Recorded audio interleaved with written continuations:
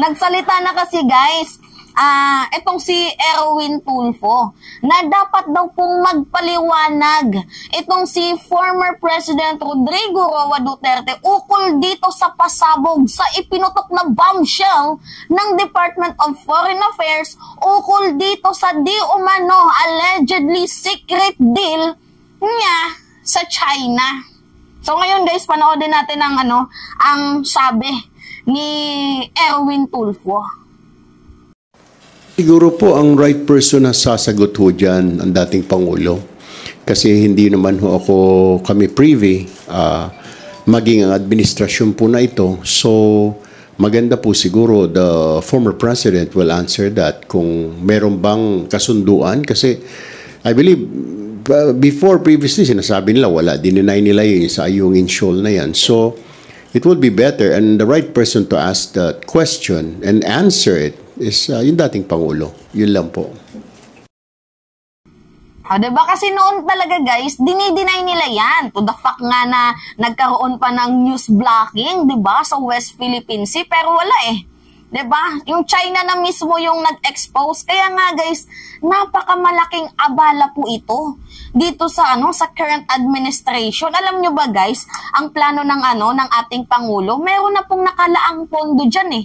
Meron na pong inaprobahang budget para ayusin itong ating rusty, nabubulok na BRP Sierra Madre. 'Di ba? Magtatayo ng structural base para sa ating mga Navy.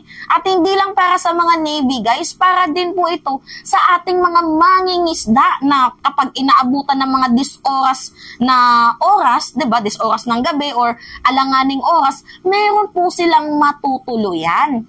Kaya nga po guys, hindi na po kasalanan ng ating presidente yun kung naging utu-utu man sila dito kay Digong, kung totoo man po itong secret deal ni former President Duterte dito sa China. Guys, napakalaking abala to the point na yung sinabi niya na hindi tayo magdadala ng large-scale materials para sa mga structural base. At tanging resupply lang, tubig, pagkain. At ang malala pa dito guys, isang barko lang yung pwedeng pumunta or lumibot, mag-resupply dyan sa BRP Sierra Madre. Kasi yan po yung naging kasunduan eh.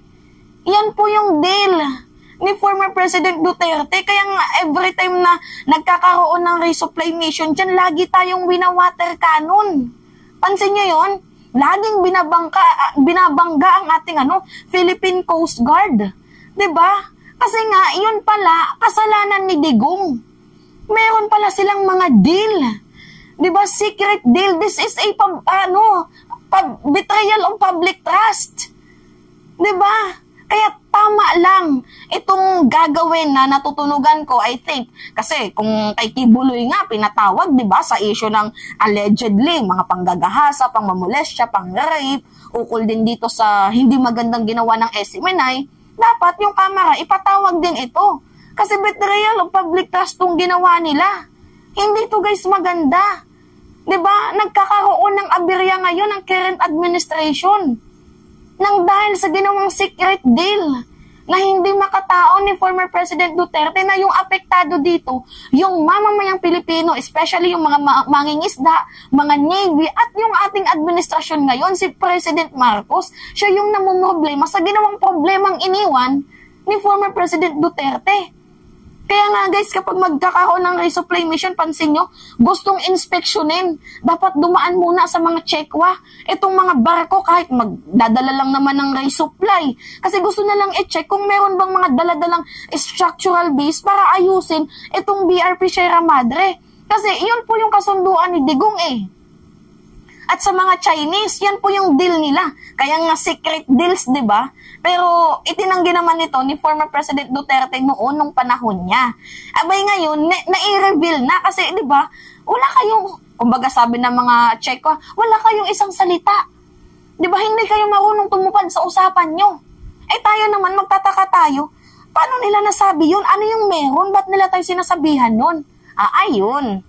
Yun pala guys, itong tinutukoy nila, yung secret deal ni former President Duterte dito sa China, na yung commitment niya ba, yung committance niya, yung kasunduan niya, 'di ba, na walang magdadala ng kahit ni isang large-scale materials para sa construction or structural building. Diba? Kasi magtatayo na tayo ng structural base dyan para sa Navy at dito sa ating mga mangingisda. Na ngayon ay hirap na hirap pong akayin ni President Marcos kasi nga may problema si Digong. May iniwan siyang problema. Well, kasalanan din naman ng mga Chekwa kung wala silang, papers agreement. Kung salita lang yan, ay bakit naman nila, diba, bakit naman nila ipipursue yan? Mga tanga ba kayo? Diba? Nakakagigil. Kasi guys, ang sabi dito, mutual understanding lang. Basahin natin sa inyo guys, yung balita. Asa na ba yun? Wala si Mima. Mutual understanding. Asa na ba ito? Sabi dito, kay Digong to former President Rodrigo Roa Duterte, famous and infamous of promising a pivot to China, had supposedly made understanding quote and quote. Kung wala naman kayong agreement, yung perma, bakit kayo maniniwala kay Digong? Not unless mayroon kayong ipakita na ng papers agreement na yun yung napagkasunduan ninyo bago kayo bumoses dyan. Wala kayong magagawa kasi amin yan. Diba? Amin yan eh. Kung meron kayong papers na ipapakita, then doon natin masasabi na legit yung yung pinag-usapan nyo. Pero kung wala naman kayong pinakitang papers at puro lang bunganga, si Digong yung balikan ninyo. Kaya nga dapat guys, paimbestigahan itong si former President Duterte kasi hindi makatao itong kanyang ginawa. Diba? Pambababoy ito. Betrayal of public trust to. Kaya nga kung mapapansin nyo, si Sara, si Bato, si Go, mga tahimik sa issue. Jutang dyan na, kaya naman pala tahimik kasi may kasalanan yung amo nila. Grabe ano yung understanding nila? That the Philippines would not bring in a large-scale building materials to Ayungin Shoal. Ano ibig sabihin yan? Bawal nating ayusin. Diba? Bawal tayong magtayo ng structural base dyan sa Ayungin. At bawal nating i-repair itong nabubulok nating BRP. Kasi ito din sabi dito sa balita According to the report, China wanted the Philippines to commit not to transport large-scale building materials to reinforce the Sierra Madre. Which is yung tinutukoy dito, bawal ayusin yung BRP natin. Yung ating Pangulo nga ngayon guys, pinapalakas diba ang ating defense at syempre, kinukuha yung atin. Nilalagyan na dyan ng barriers para magkaroon dyan yung Navy ng structural base, di ba? Hindi lang din naman Navy makikinabang dyan, kundi yung mga mangingisda nating, nasa alang-alang na oras, pwedeng makapagpahinga dyan. Yun na nga yung punto dito, guys. Di ba? Para hindi maangkin yung atin, magtayo ng structural base kasi may pondo na, may budget na. Hinaharang tayo kasi nga, dahil sa ito na nga yung nilabas nilang baraha na mayroong commitment si Digong sa China. Pero kung yung commitment na yun ay puro lang bunganga, tanga, hindi yun pasok sa agreement. Diba? Kung mutual understanding lang naman, ba't kayo nagpa-uto? Uto-uto ba kayo? Alam nyo, tinatarantado tayo nitong mga Chinese na to. Kaya dapat tama itong si Tulfo na magpaliwanag. Diba? Itong si former President Duterte, tama na ipatawag niyan sa kamera. Diba? Para maipaliwanag niya yung side niya. Kasi betrayal of public trust tong kanyang ginawa. At saka guys, hindi na din tayo magtaka kasi lagi siyang pumupunta ng China.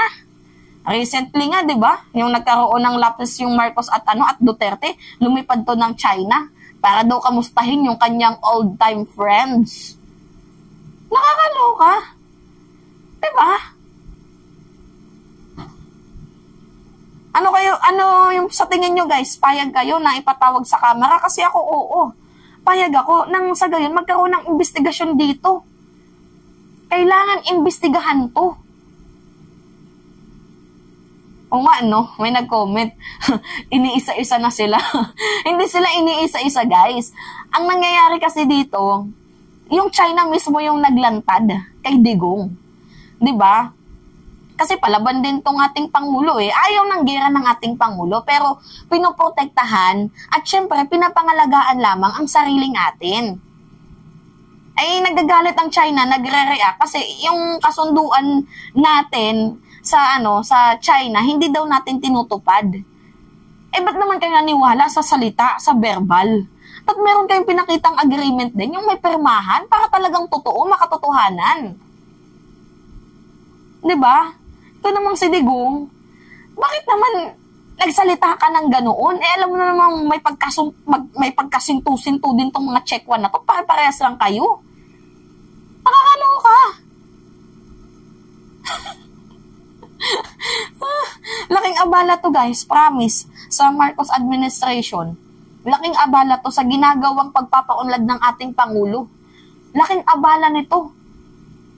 Kaya dapat magpaliwanag itong si Digong. Kaya naman pala tahimik si Sara, no? Kaya pala siya nakikibaka sa Marcos resign. Kasi nga, gusto na nilang maupo sila sa pwesto. Kasi nabubunyag na yung mga ginawa nilang katarantaduhan. 'Di ba? Anyway, yun lamang guys. At it's me again, si Mima Alicia niya. Nagbabalik ulit para sa ating panibagong video.